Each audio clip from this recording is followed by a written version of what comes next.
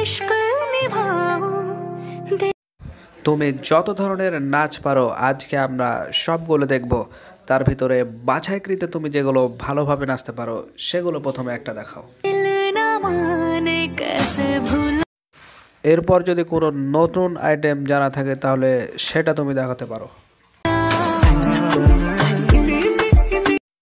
এটা মোটামুটি ভালো ছিল। এরপর কি আর কোনো ভালো কোনো স্টেপ তোমার জানা আছে? যদি থাকে তাহলে সেটা তুমি দেখাতে পারো।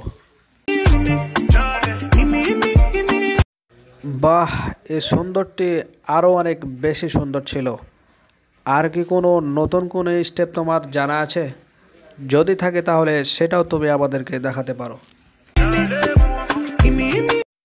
এই স্টেপটাও খুব একটা খারাপ না, তবে তোমাকে চেষ্টা করতে হবে এর চাইতে আরও ভালো কিছু করে দেখার। ধন্যবাদ তোমাকে, ভালো থেকো।